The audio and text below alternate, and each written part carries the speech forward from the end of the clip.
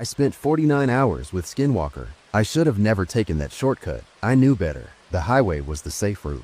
The road was familiar, populated, reliable, but I had been driving for over 8 hours. My legs cramping, my eyes burning from exhaustion. When my GPS glitched out, and I saw an old winding road cutting through the forest, a road that promised to shave an hour off my trip, I took it. The first hour was uneventful, thick trees on both sides. The road barely wide enough for a single car. The deeper I drove, the more the signal faded. First my music cut out, then the radio, then my phone dropped to a single bar before flashing. No service. It was fine. I'd be back on the highway soon. Then the figure appeared.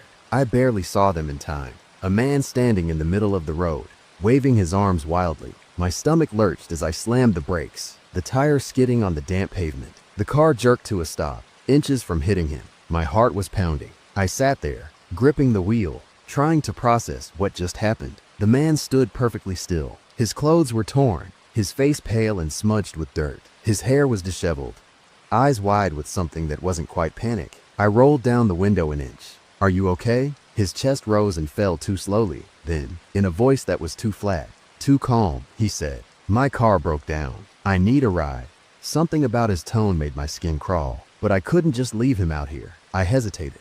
"How long have you been out here?" A pause. Too long of a pause. Then, in the exact same flat tone, "My car broke down. I need a ride." My blood ran cold. It was the same words. The exact same words. No change in pitch, no shift in expression. I should have driven away, but instead, my mouth opened, and before I knew it, I was saying, "All right, get in."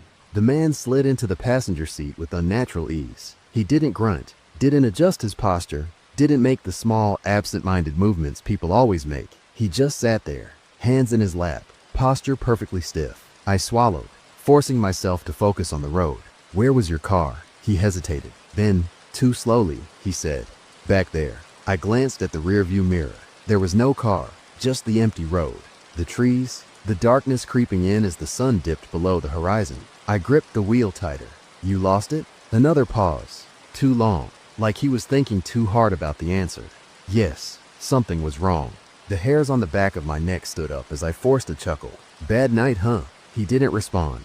For a while, we drove in silence. The road was darker now, the trees closing in, thick and endless. The headlights carved a narrow path forward, but beyond that, it was just emptiness. I stole a glance at him. He was still sitting perfectly upright. His hands hadn't moved from his lap. And then, I saw his mouth moving. No sound, just his lips twitching slightly, opening and closing, as if he were whispering something to himself. My stomach twisted. I turned back to the road, trying to ignore it. My hands were clenching the wheel so hard my knuckles turned white. Then, in a voice too soft, he said, "You shouldn't be here." A chill crawled up my spine.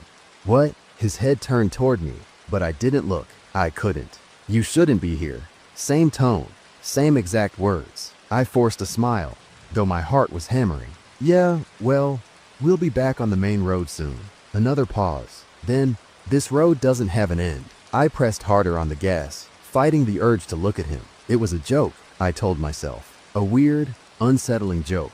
Maybe he was messing with me. Maybe he had hit his head, gotten lost in the woods, and was just acting strange because he was in shock.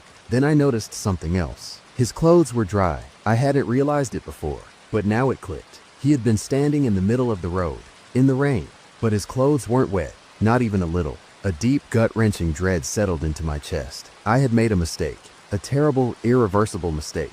I needed to get rid of him. I needed to get away. And that's when he said something that made my entire body lock up with fear. "You don't have to be afraid." The words came before I had even fully formed the thought, before I had moved, before I had done anything to show my fear. He had known. He had known exactly what I was thinking. Slowly, I turned to look at him, and he was already smiling. I didn't answer him. I couldn't. My throat felt tight, like something was squeezing it shut. The way he smiled at me, too wide, too knowing, made my stomach lurch. I had to focus, had to keep driving, had to get him out of my car. The road stretched endlessly ahead, a winding black ribbon through the forest. The headlights barely cut through the thick darkness pressing in from both sides. I couldn't see anything past the trees. No signs, no mile markers, no turns, just this road that didn't seem to have an end. I kept my hands on the wheel, knuckles white, forcing my breathing to stay even. My pulse hammered in my ears. I could feel him watching me, even when I wasn't looking. Even when my eyes were locked on the road, I could feel that horrible stretched smile curling at the edges of my vision. Then slowly, he moved. Not like a normal person shifting in their seat, not like someone stretching their arms or adjusting their posture. He moved all at once, a single, unnatural shift, his body jerking into a new position too smoothly. His hands, which had been resting in his lap, were suddenly pressed against the dashboard, fingers spread wide. His head, which had been facing me, was now tilted toward the window, his neck bending at an odd, uncomfortable angle. The air in the car felt thick, wrong. I turned on the radio, desperate to fill the silence, but all that came through was static. And then, in a voice that was too close, he whispered, "You don't recognize me, do you?" I almost slammed on the brakes. The words sent an icy shiver down my spine, lodging deep in my chest. His tone wasn't just wrong, it was mocking, like he knew something I didn't. I forced myself to swallow, gripping the wheel tighter. "What are you talking about?" No answer, just the sound of his fingers tapping against the dashboard, slow and rhythmic, like counting down. I flicked a glance at him. He was closer than before. I hadn't seen him move, hadn't heard him shift, but somehow, he was closer. His shoulder was almost touching mine now, his head still angled toward the window, the reflection in the glass distorted. Wrong, like the shape of his body didn't quite fit into what it was supposed to be. And then, very softly, very deliberately, he said, "I think you do." I swallowed hard. Number? No, I didn't know him. I had never seen him before in my life. He was just some stranger on the road. And yet, something inside me whispered that wasn't true. I didn't know why. I didn't know how. But something about his voice, the way he moved, the way he looked at me, it was familiar. And that terrified me more than anything. Minutes crawled by, dragging like dead weight. The static from the radio hummed in the background, filling the thick silence between us. The road ahead never changed. No turns, no intersections, just endless pavement, cutting through the black void of trees. Then, the headlights flickered. For half a second, everything went dark. I let out a sharp breath, hands clenching the wheel. Number, no, no, no. I flipped the high beams on, but the light struggled against the dark, barely illuminating more than a few feet ahead. The road looked different now, narrower, more uneven. The trees pressed closer, the branches stretching like skeletal fingers reaching for the car. I risked another glance at him. He hadn't moved, but something was different. I stared harder, trying to pinpoint what. His posture was the same. His hands still rested on the dashboard, fingers unmoving now. His head was still tilted slightly toward the window. His smile had faded. Then it hit me. His chest wasn't moving. He wasn't breathing. I turned my gaze back to the road, my heart hammering. My hands were slick with sweat, my pulse thick in my ears. I didn't want to look again, didn't want to see whatever he was becoming. But then, I blinked, and the passenger seat was empty. My lungs locked up. I slammed on the brakes, tires skidding as the car lurched to a stop. The seatbelt dug into my chest, knocking the breath from my lungs. The car fell into complete silence. No radio, no wind, no sound at all. I sat there frozen. The seat beside me was empty. The door was still closed. The window still rolled up, but he was gone. I turned slowly, looking out the window, into the trees. And there, standing just beyond the tree line, barely visible in the dim light, was him. Not moving, not blinking, just watching me. I swallowed hard, my throat dry and tight. This wasn't possible. He had been right beside me. He had been in the car. I reached for the gear shift, my body begging me to drive. And then, he smiled again, not at me, behind me. The blood in my veins turned to ice. And before I could even process what was happening, a voice whispered, directly in my ear, "Keep driving." I couldn't breathe. I couldn't move.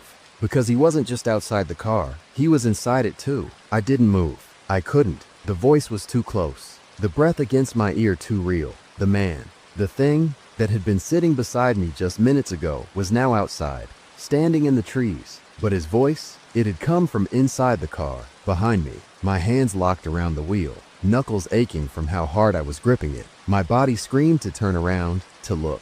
But every part of me knew that was exactly what it wanted. Don't turn, don't turn, don't turn. I forced a swallow, my throat aching from how dry it had become. My breath was uneven, shaking, barely contained. The air in the car felt thick, dense, wrong, like something else was breathing with me, watching me. The figure in the trees hadn't moved, still smiling, still staring. But if he was outside, then who? A slow crawling pressure settled against the back of my seat. Not a full weight, Not a touch, but something pressing through the fabric, something leaning closer. The hairs on my arms stood on end, my spine locked up, every nerve in my body screaming, get out now. Then, very softly, the voice came again. You see me now, don't you? It was him. The same voice, the same tone, but it wasn't coming from the man outside. It was coming from something that should not be here, something behind me. The air turned frigid. My jaw clenched so tight my teeth ached. I knew what this was now. Not a lost traveler, not a stranded man, a skinwalker. My stomach lurched violently. My pulse pounded in my skull, my ears ringing with panic, disbelief, terror. Because if this was a skinwalker, then it wasn't just mimicking a man. It was playing with me, and it had been all along. The realization hit like a knife to the gut, the voice repeating itself, the two smooth movements, the way it smiled at nothing, the way it knew my thoughts before I spoke them. It hadn't just been copying a person, it had been learning me. A slow, deliberate scraping sound dragged across the seat behind me, like nails on fabric. I squeezed my eyes shut, heart slamming into my ribs. You've been with me for so long, it whispered. And now you want to leave? I couldn't breathe. I couldn't think. Then it moved. I felt it, a shift, a deep, slow stretching of something unnatural, something pulling closer to the back of my head. The pressure built, something pressing in on my skin, against my hair, as if a mouth was hovering just inches away. I ran. My body acted before my mind did. My instincts ripping me out of the car before I could even process it. My hands fumbled for the door handle, yanking it open. My body throwing itself into the cold night air. I hit the ground hard, rolling onto the dirt and gravel, gasping as pain flared up my side. But I didn't care, because as I scrambled to my feet, my chest clenched violently. The passenger door was still closed. I hadn't opened it. I had only opened my own. So why was the passenger door opening now? The slow, deliberate creak split through the silence. And then, something stepped out. The thing that climbed out of the car wasn't human. It had my height, my building, my clothes. But it wasn't me. Its limbs moved in a way that wasn't right. Jerky, hesitant, yet fluid. Like something that hadn't quite figured out how joints were supposed to work. It rolled its shoulders like stretching new skin, adjusting, testing. Then it straightened, slowly turning toward me. I saw its face, and my knees almost buckled beneath me, because it was my face, but not. The features were stretched, distorted, unnatural. The eyes were too hollow, too dark. The mouth was wrong, smiling too wide, the lips curling back too far. It opened its mouth, and in my voice it said, "You look so scared." My stomach flipped. The exact same words I had spoken hours ago. The exact same intonation. It had copied me. No, it had stolen me. I stumbled back, shaking, breath heaving, the cold night air burning my lungs. The figure took one step forward, then another, slow, deliberate. It was still learning. The man in the trees hadn't moved, still smiling, still watching. But this thing wanted something else. It wanted to be me. And then it tilted its head, not like a curious person, not like a confused creature. It was listening to something I couldn't hear. And suddenly, it smiled wider. "You don't have much time left." The word sent a violent chill up my spine, not because of what it said, but because I hadn't said that, not ever. This was something else, something new, and it wasn't talking about me. It was talking about itself. My head spun, my vision blurring from adrenaline. And then I realized, the road, it had changed. The once solid pavement had become something else, a mess of shadows and twisting black roots, writhing, pulsing, shifting beneath the moonlight. The trees were closer now, but their branches weren't branches anymore. They were arms, hands, too many of them, reaching, grasping, hungry. The air rippled, warped, and suddenly I understood. The 49 hours weren't for me. They were for it. Something was changing. Something was about to break through. And if I didn't get out now, it was going to wear me forever. The thing wearing my face stepped closer. It wasn't copying me anymore. It was becoming me. The way it moved, the way it adjusted its limbs, the way its jaw twitched like it was still learning how to use a human mouth, all of it felt wrong. And the way it smiled, that felt worst of all. I stepped backward, my chest heaving, my legs trembling beneath me. The trees around us were shifting, curling, twisting into something less like trees and more like bone, their long, gnarled limbs stretching toward me. The man in the trees, the original form of the skinwalker, was still standing there, still smiling. But now his eyes had changed. They weren't eyes anymore. They were empty sockets, dark and deep, swirling with something ancient, something wrong, something that had never been human. He raised his hand, and in a voice that rumbled through my bones, he said, "Enough pretending." The thing that had taken my form lurched forward. I ran. I didn't think. I just ran. The forest was alive now, the roots twisting beneath my feet, trying to grab me, trap me. The air thick with whispers, with voices that weren't mine, that weren't human, but nothing was as terrifying as the sound behind me.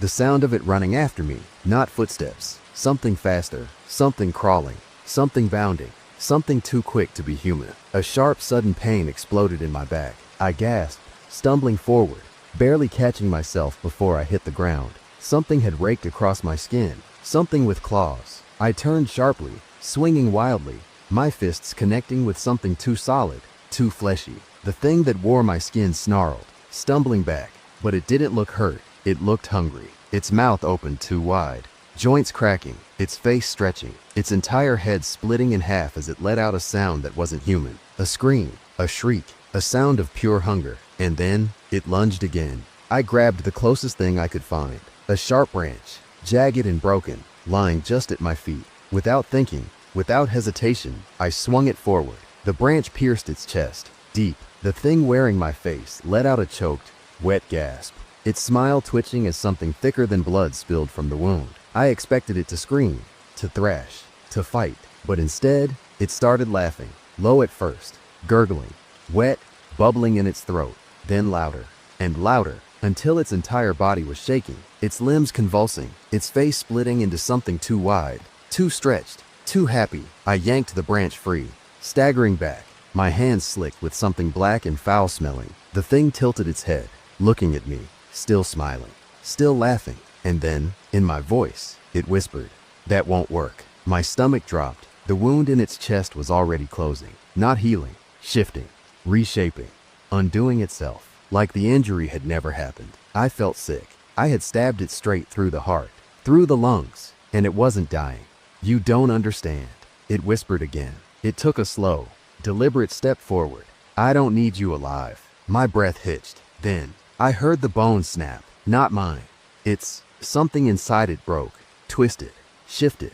The thing that had been wearing my face, my skin, my voice shuddered violently. And then, it changed. Its limbs stretched, cracked, elongated, its body convulsing, flesh melting, its hands splitting into too many fingers, too many claws, and finally its face. My face peeled away, not like shedding skin, like ripping a mask off something that was never meant to wear it, and underneath, there was nothing human left. The thing lurched forward, crawling now, moving in a way that was both horrifyingly fast and sickeningly unnatural. It wasn't pretending anymore. It was done playing games, and I was out of time. I had seconds to react. The skinwalker launched itself forward, its limbs twisting, snapping, bending too many ways at once. The shape it had been wearing, my shape, was gone now. What remained was something ancient, something raw, something that had been feeding on people like me for centuries. It hit me like a truck, slamming me backward, my spine colliding with the ground so hard my ribs screamed in pain.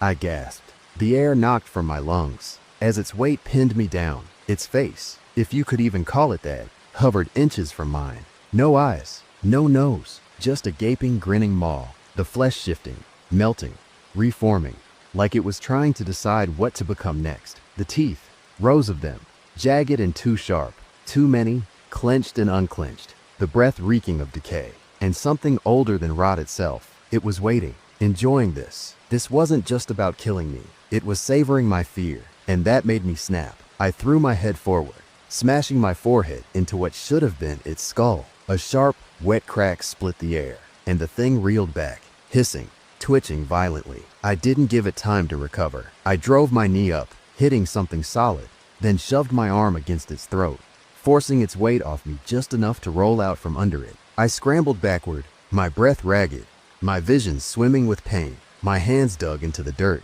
searching for something, anything, to use as a weapon. The thing twitched, its limbs jerking unnaturally as it snapped its head toward me. And then, it spoke. "You're just making this harder." My own voice. It laughed, a deep, guttural sound. Before its body convulsed, shifting again, bones crunching, skin stretching, and then it stood up. Not as the monster, not as the melting thing, as me, perfectly, clothes torn and bloody, hair disheveled, eyes wide with fear. It had copied me exactly. My stomach dropped. It took a step forward, lifting my own hands, flexing my own fingers, smiling my own smile. "Why are you fighting me?" it whispered, voice trembling like it was about to cry. "We're the same now." And for the first time in my life, I wanted to kill myself. I didn't let it speak again. I lunged, grabbing a rock from the ground, swinging it toward its skull with everything I had. The impact shattered flesh and bone, sending thick black liquid splattering across the dirt. It shrieked, stumbling back, its stolen face breaking apart, the skin sliding loose, peeling away in chunks. I grabbed another rock. I didn't stop. I swung again, and again, and again, each strike more violent than the last, more desperate, more primal. If I stopped, I was dead. If I let it heal, if I let it shift again, it would finish what it started. It was screaming now. The voice kept changing, sometimes mine, sometimes someone else's, sometimes a voice I didn't recognize, a deep ancient thing that made my bones hurt just from hearing it. The ground beneath it shuddered, the trees twisted, the forest itself reacting to its pain. The skinwalker thrashed, its limbs spasming wildly, the stolen flesh of my form melting away, revealing the raw, sinewy horror beneath. It was dying, or at least, it was losing. Then, it stopped moving. For a moment, the forest was silent. My breath came in ragged gasps, my hands slick with black blood, my arms shaking from exhaustion. And then, it started laughing, soft at first, then louder and louder. The thing that had once been me, that had once been pretending to be human, let out a horrible, distorted, gurgling laugh, the broken pieces of its face twisting into something horrible, something victorious. And in a voice that sounded too real, too familiar, too much like me, it whispered, "It doesn't matter." My stomach clenched. "You'll never find your way back." I turned, and my heart stopped. The road, it was gone. The car was gone. Everything beyond the trees had changed. The forest wasn't a forest anymore. It was something else, somewhere else, and I was trapped inside it. I turned in frantic, stumbling circles, my breath ragged, sharp, broken. The road was gone. The car was gone. The normal world, the one I had been desperately clinging to, was gone. All around me stretched a landscape that wasn't real, wasn't natural. The trees had changed first. They weren't trees anymore. Their shapes were wrong, twisting, stretching, their bark shifting like muscle beneath thin skin, their branches too long, too gnarled, too much like fingers. The ground wasn't dirt anymore either. It was soft, pulsing slightly, like I was standing on something alive. The air smelled thick with blood and something older than rot. The stars above weren't real stars. I could still hear the skinwalker laughing. The sound crawled up my spine, slithering into my ears, my chest, my bones. It was still on the ground, broken, bleeding, its form collapsing in on itself. I had beaten it, crushed its skull, ripped it apart, but it hadn't mattered. "It doesn't matter," it had said, and now I knew why. I wasn't in the real world anymore. I had been in this thing's hunting grounds for hours, maybe longer, and now that it was dying, it was taking me down with it. Panic clawed at my throat. No, I wasn't going to die here. I refused. I had survived too long, fought too hard, bled too much to end up as a nameless body inside something else's world. I turned sharply, my breath coming in gasps. There had to be a way out. Had to be. Every monster, every predator, every nightmare had rules, things it couldn't control. Maybe the skinwalker was strong here, but it was still tied to something. It had come from somewhere. It had entered my world. And that meant I could find the door back. I just had to get to it. Before this place swallowed me whole, I ran.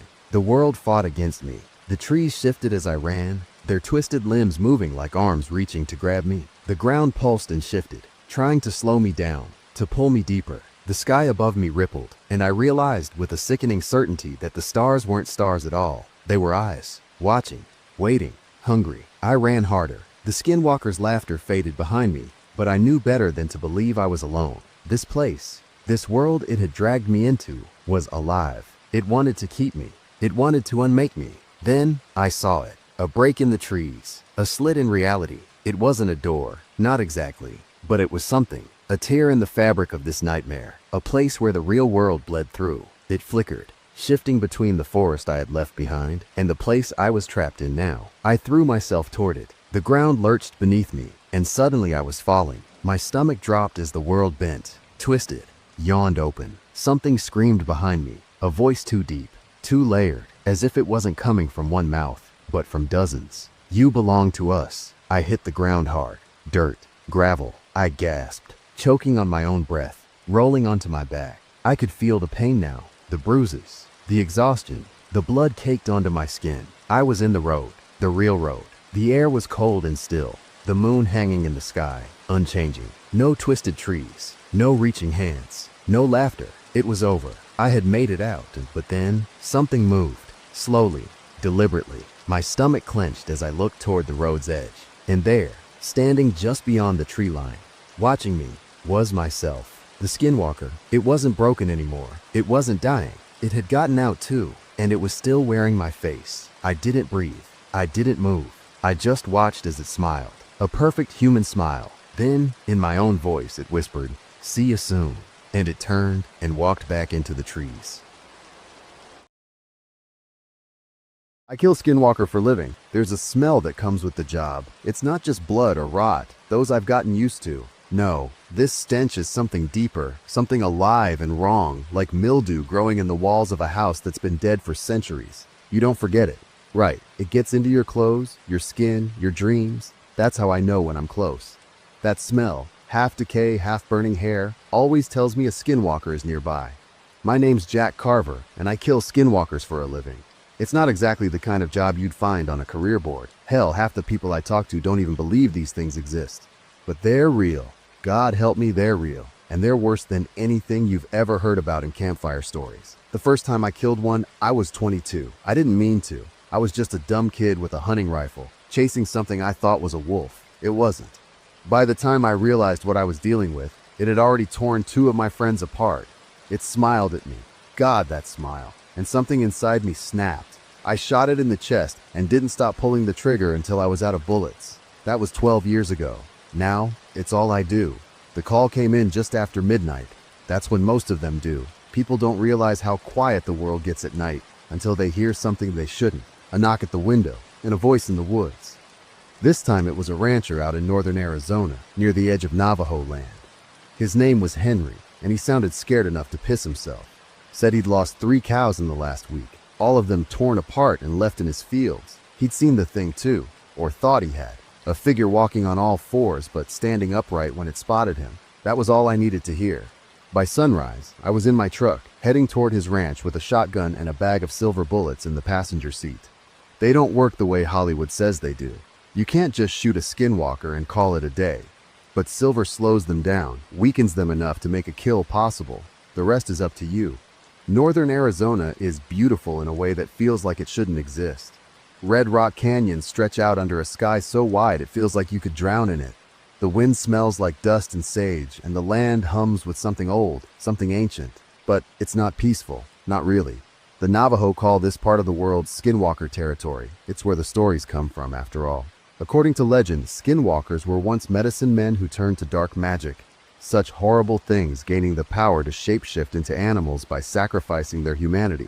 They wear the skins of their victims like clothing, taking their shapes, their voices. You don't survive in this business if you don't respect the stories. I reached the ranch by late afternoon. It was isolated, miles of flat land stretching out in every direction. Henry was waiting for me on the porch, a shotgun resting across his lap. He looked older than his 40-some years, with a face carved by the sun and hands that shook when he passed me a mug of coffee. "They come at night," he said, his voice low. "Always after dark. My dogs won't go near the fields anymore." I nodded, taking a sip of the coffee. It was bitter, but good it helped me focus. "Show me where you found the cows." The first thing I noticed was the silence. The fields were deathly quiet. No birds, no insects. Even the wind felt muffled, like it didn't dare disturb the stillness. Henry led me to a patch of ground where the dirt was stained dark and wet. Blood, old enough to turn black. "They were ripped apart," he said, pointing to the fence. "Whatever did it didn't eat much, just shredded them." That wasn't unusual. Skinwalkers don't kill for food. They kill for sport, for dominance. Sometimes they kill because they like the way it makes people scream. I crouched by the bloodstains, brushing my fingers over the dirt. It was still damp, fresh enough to mean the thing was close. And then I smelled it. That sickly, rancid stench that clings to your throat and makes your stomach turn. The same smell that had haunted me for years. "It's here," I said, standing up. My hand went to the knife on my belt, more out of habit than anything. Henry looked at me like I'd just said his house was on fire. "You sure?" "Positive."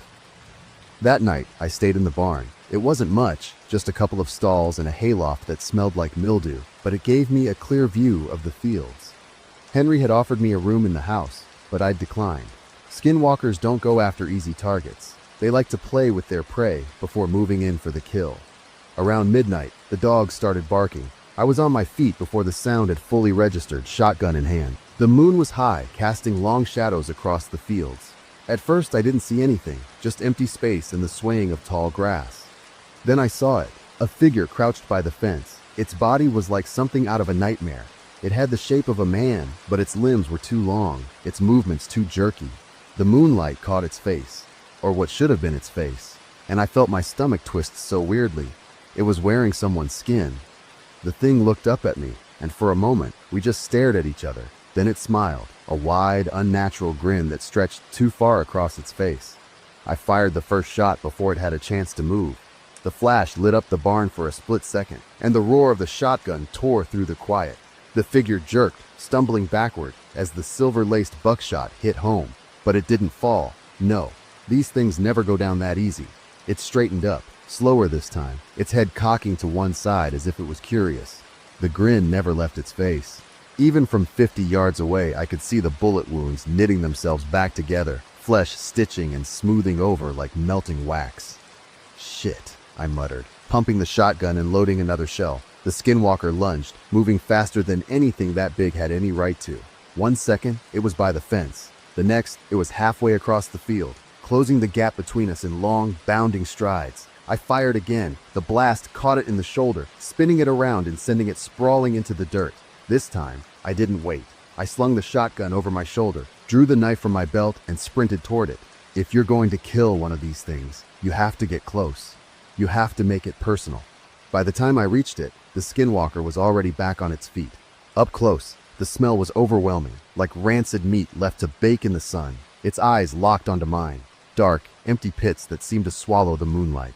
It lunged again, swiping with one of its two long arms. I barely had time to duck, the wind of its swing rushing past my face. I came up swinging, slashing with the silver-coated blade. The knife bit deep into its side, and the creature screamed, a high, piercing sound that made my ears ring. Black blood sprayed across my arm, burning where it touched bare skin. It clawed at me, its hands, if you could call them hands, grabbing at my jacket. I twisted away, slamming the knife into its chest again and again, each strike driving the blade deeper.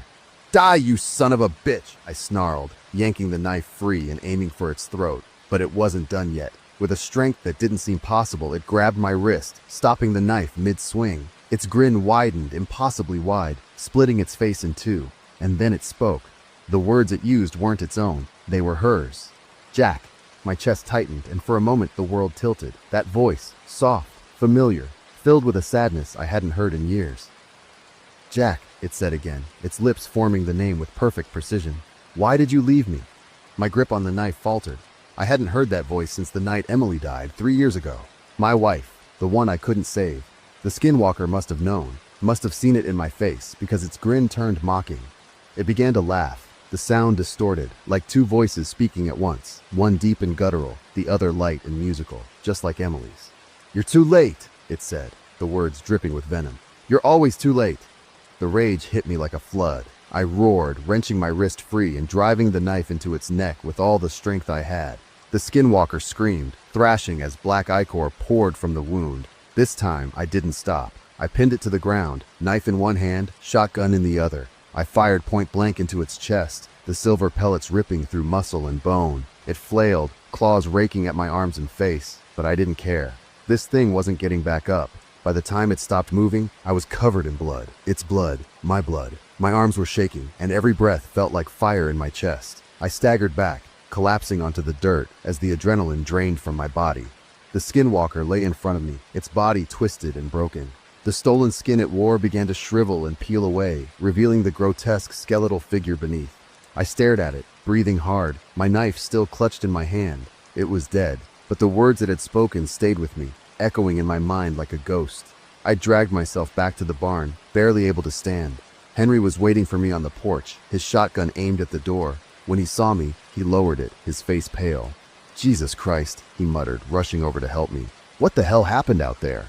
"It's done," I said, my voice hoarse. "It's dead."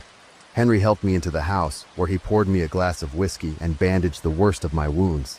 I didn't tell him about the voice, about the things it had said. That was mine to carry. By dawn, I was back in my truck, heading down the empty highway with the rising sun in my rearview mirror. This job takes more than it gives. Every skinwalker I kill feels like a victory, but it's a hollow one. They don't just take lives, they take pieces of you. They dig into your memories, your regrets, and use them against you. Emily's voice still lingered in my ears. Even as the miles stretched on, I knew it wasn't really her. It couldn't be. But that didn't make it hurt any less. The highway stretched endlessly ahead, the orange light of dawn spilling across the desert. I kept my eyes on the road, but my mind was elsewhere.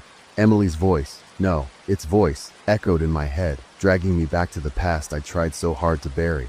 3 years. That's how long it had been since she died. I'd been hunting skinwalkers for 9 years by then, and Emily knew the risks. She'd begged me to leave the work behind, to put down the knife and shotgun and build a life together away from the horrors of the job. But I couldn't. Not then, not now. The hunt was all I knew, and it cost me everything. The night Emily died, I came home to find the front door broken, blood smeared across the walls, and her body cold on the floor. Her eyes were still open, filled with terror I couldn't erase, and her skin was gone. I clenched the steering wheel, my knuckles going white. I'd told myself I was hunting skinwalkers to protect others, to stop anyone else from going through what I had. But deep down, I knew the truth. I wasn't doing it to save anyone. I was doing it for revenge. The truck rumbled beneath me as I crossed into Utah. I hadn't eaten since the night before, but the thought of food made my stomach churn. I was just considering pulling over when my phone buzzed on the passenger seat. I picked it up, glancing at the screen. Unknown number. Normally, I wouldn't have answered, but something about it felt off, like the kind of wrong that makes the hair on the back of your neck stand up. "Carver," I said, pressing the phone to my ear. At first, there was nothing, just static. Then faintly, I heard it, the soft, familiar voice of a woman. "Jack!" I slammed on the brakes, my heart lurching in my chest. The truck skidded to a stop on the side of the empty highway, dust kicking up around me. "Jack, it's me," the voice said. No, it couldn't be. "Emily?" I whispered, my throat tightening. "Yes, Jack, it's me. I need you to come home." The voice was so perfect, so real. For a moment, I wanted to believe it. I wanted to believe she was alive, that somehow, after all this time, I hadn't failed her. But I knew better. This was a trick. It had to be. Skinwalkers love to play games, to twist the knife in ways that went beyond physical pain. "I don't know who you are," I said, gripping the phone tightly, "but you've got the wrong guy. Please," the voice pleaded, cracking with emotion. "They took me, Jack. They took me, but I'm still here. I'm still me. Come back and I'll prove it." I hung up and threw the phone onto the dashboard, my chest heaving. My hands were shaking, my pulse pounding in my ears. But then the phone buzzed again, and again, and again. I don't know why I went back. Maybe it was curiosity. Maybe it was the faint, impossible hope that there was even the smallest chance it was true. Or maybe it was something else, something darker, pulling me toward the unknown like a moth to a flame. The house hadn't changed. The door was still broken, the windows dark and empty. I parked the truck in the driveway, stepping out with my shotgun slung over one shoulder and my knife strapped to my belt. The air felt heavy, like the calm before a storm. "Emily," I called, stepping through the door. The smell hit me first, that same rancid stench. The one that always meant death was near. It was stronger here, thick and choking, clinging to every surface like an invisible fog. "Jack!" The voice came from the kitchen, soft and sweet. My heart clenched as I moved toward it, every instinct screaming at me to run. And then I saw her. She was standing by the window, her back to me. Her hair fell in loose waves, just like it always had, and she was wearing the green dress I'd bought her for her birthday. "Emily?" I whispered, my voice breaking. She turned. Her face was hers, her smile, her eyes. Everything was perfect, just as I remembered. But then she moved, stepping closer, and I saw the edges, the seams. Her skin didn't fit quite right. It hung loose in places, too tight in others, like a suit someone hadn't finished tailoring. I raised the shotgun. "Stop," I said, my voice shaking. "Don't come any closer." She tilted her head, her smile faltering. "Jack, it's me. Don't you recognize me?" "Don't," I said again, tightening my grip. And then she laughed. It started soft, almost sweet, but it grew louder, sharper, until it filled the room with a sound that wasn't human. "Poor Jack," she said, her voice twisting, growing deeper. "You've spent so long hunting us, but you still don't understand, do you?" The air seemed to ripple, and suddenly her form began to shift. Her face melted away, replaced by something grotesque and alien. The skin she wore sloughed off, hitting the floor with a wet thud. "You think you're the hunter," it hissed, its grin stretching impossibly wide. "But you've been ours since the beginning." It lunged, and I fired, the shotgun blast tearing through its chest. It staggered, but instead of falling, it laughed again, black ichor dripping from its mouth. "Did you think this was revenge?" it said, its voice echoing with a dozen others. "You didn't come to us. We brought you here." The room seemed to warp, the walls pulsing like a living thing. Shadows spilled from the corners, dark shapes moving and whispering, their voices blending into a chorus. "We gave you purpose," it said, advancing on me. "We took her so you'd become what we needed, a killer, a servant. You hunt us, but every death makes us stronger. Every soul you take feeds the dark." I stumbled back, my mind reeling. "No," I muttered, shaking my head. "That's not true." It grinned, baring jagged teeth. "You've always been ours, Jack, and when you die, you'll be one of us." The shadows surged forward, consuming the light, and the last thing I heard was the sound of Emily's laughter, soft, mocking, and eternal. Then all of a sudden, everything in the house became normal, like nothing happened at all. I'm slowly becoming a skinwalker, and I love it. The change began the night I shouldn't have gone into the woods. Everyone in town knew the stories, warnings whispered around campfires and scrawled onto faded signs at the edge of the forest. "Don't wander after dark. Stay away from the deep trails. Beware from the skinwalker." I'd always thought it was bullshit, folklore to keep kids out of trouble or scare away tourists.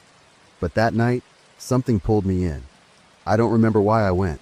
Maybe I needed to clear my head, or maybe I just wanted to prove to myself that I wasn't scared. I followed the trail deeper than I ever had before, the air growing colder, the trees twisting into shapes that looked almost human. Then I heard it, a voice, soft and familiar, calling my name. "Ethan!" I froze. It was my mother's voice, but it couldn't have been. She'd been dead for 5 years. "Ethan, come here!" I turned slowly, my heart pounding, and saw something in the shadows.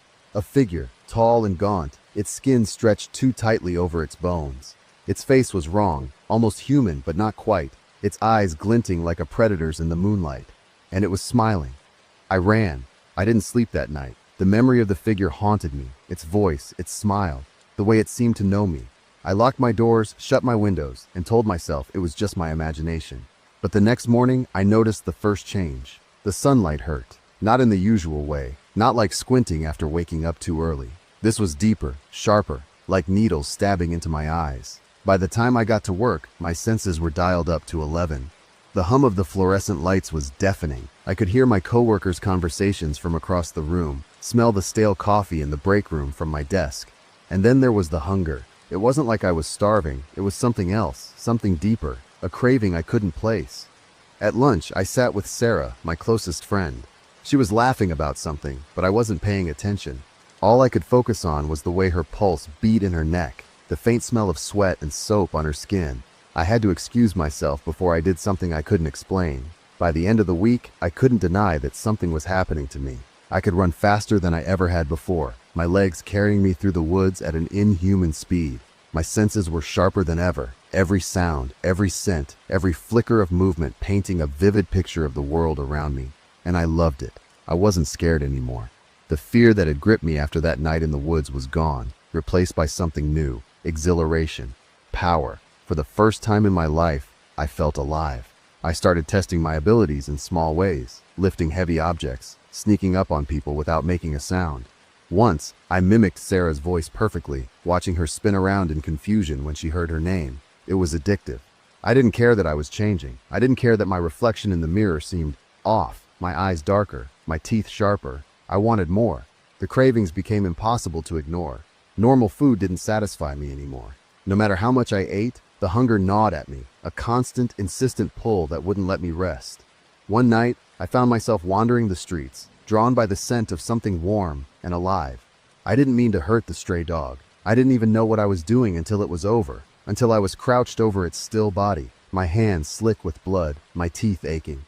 But I didn't feel guilt. I felt satisfied. The changes weren't just physical anymore. I stopped going to work, stopped answering Sarah's texts. The idea of being around people made my skin crawl. They smelled too good, too tempting, and I wasn't sure I could control myself anymore. The voice started a week later. At first I thought it was my own thoughts. But it didn't take long to realize it wasn't me. It whispered in the back of my mind, soft and insistent. Take what you need. They won't stop you. You're not like them anymore. And it was right. I wasn't. One night, I caught my reflection in the window and barely recognized myself. My skin was stretched tight over my bones, my eyes glowing faintly in the dark. My teeth had grown sharper, my fingers longer, tipped with claws. But what struck me most was my smile. It wasn't mine, it was the creature's. I should have been horrified, but I wasn't. The fear was long gone, replaced by something darker. I liked what I was becoming, and I wanted to see how far I could go. I didn't choose Sarah because I hated her. I chose her because she trusted me. She invited me over, worried about how distant I'd been. She tried to talk to me, to pull me out of whatever she thought was wrong. I let her think she could save me. It was almost too easy. Her voice, her mannerisms, her scent. I absorbed them all, wearing them like a second skin. By the time I left her house, I wasn't just Ethan anymore. I was Sarah. I spent the next few weeks wearing her face, her voice, her life. Her co-workers didn't notice the difference. Her family didn't suspect a thing. I felt invincible, but the voice wasn't satisfied. It whispered to me constantly now, urging me to take more, to lose myself completely. You don't need to pretend, it said. You're not human anymore. You're better than them. And it was right. I didn't need to pretend. I didn't need to hold on to my old life. I could be anyone, anything. I stood in front of the mirror, staring at the thing I'd become. The hunger was all-consuming now, my body barely human, my mind teetering on the edge of something dark and infinite. The voice urged me to let go, to embrace the transformation completely. But deep down, a small part of me hesitated. I thought about Sarah, about the way she'd looked at me before I took her face. I thought about who I used to be, the life I'd had before the woods. Did I want to hold on to that, or was it better to let it all burn? Next day, I visited the woods, and it's welcomed me like an old friend. The towering trees, the shifting shadows, the distant rustle of unseen creatures, all of it felt alive in a way it never had before. I moved through the underbrush silently, my new body attuned to every sound, every scent. It didn't take long to find my first prey. A group of campers sat around a fire, their laughter echoing through the forest. I watched them from the shadows, my glowing eyes reflecting the flickering flames. They smelled incredible, the salt of their sweat, the tang of their fear, the faint sweetness of their skin, made my mouth watered. But I didn't rush in. I waited, crouched in the dark, savoring the moment. When I finally stepped into the light, their screams were music to my ears. I didn't just kill them, I became them. Their voices, their faces, their memories, all of it was mine now.